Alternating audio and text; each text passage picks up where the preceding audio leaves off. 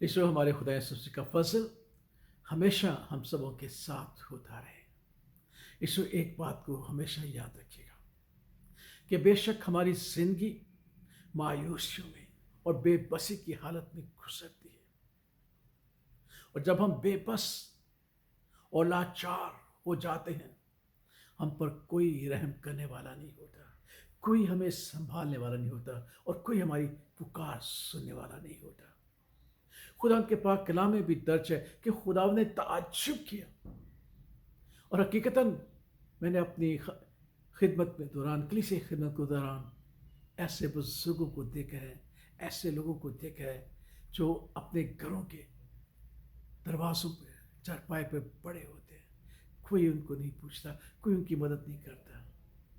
वो इधर उधर देखते हैं आने जाने वाले पर हसरत भरी निगाहों से कि शायद कोई उनके पास बैठ जाए, कोई उनकी मदद करे, लेकिन कोई मददगार नहीं, कोई रहम करने वाला नहीं। खुदा का पाक कलाम सिखाता है कि कोई रहम नहीं करता।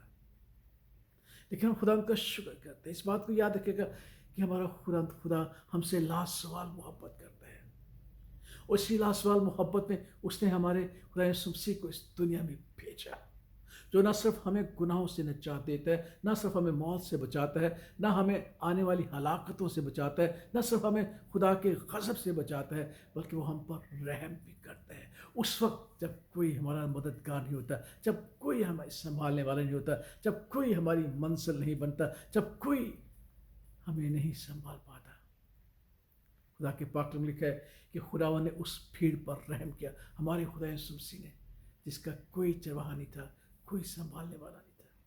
खुदावन ने उस बेवा पर रहम किया जिसका एक ही बेटा था और उसका जनाजा जा रहा था। वो बेवा कितनी गमज़दा होगी, कितनी फिक्रमंद होगी। खुदा यीशु मसीह ने किसी और रास्ते पर जाना था, लेकिन वो उस रास्ते से होकर गुजरा जिस रास्ते से उसका बेटे का जनाजा जा रहा था, और उसने उस पर रहम किया और उसके बेटे को जिंदा करके उसके हवाले किया।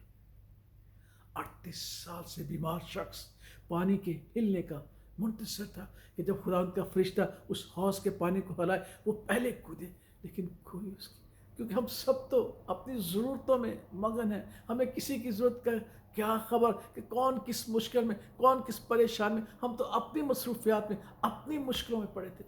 वो 38 साल का बीमार शख्स इसी सूरत हाल से दो चार था। हर एक तो अपनी बीमारियों के शिफा पाने के मुंतज़र थे। कौन उस पर रहम करता, कौन उसकी फ़िक्र करता, कौन उसकी मदद करता, कौन उसे संभालता।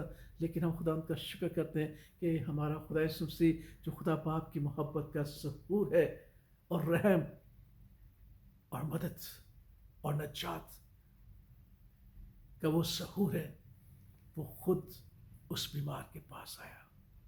उसने नहीं उसे पुकारा, वो खुद उसके पास है। कहा तू अच्छा होना चाहता है? उसने कहा ऐ जनाब, कोई मेरी मदद करने वाला। उसने कहा मैं हूँ जो तेरी मदद करने वाला, मैं हूँ जो तुझ पर रहम करने वाला, मैं हूँ जो तुझ पर तरस खाने वाला। उठ और अपनी चारपाई उठा और चल फिर।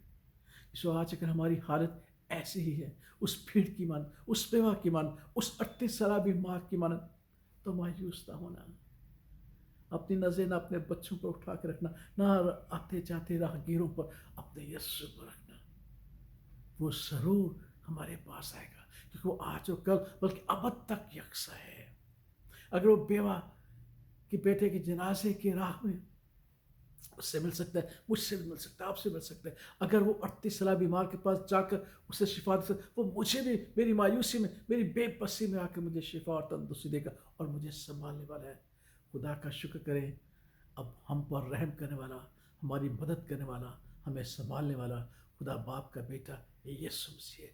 उसी पर आस रखें, उसी पर उम्मीद रखें और उसी की बातों पर करें। आमीन।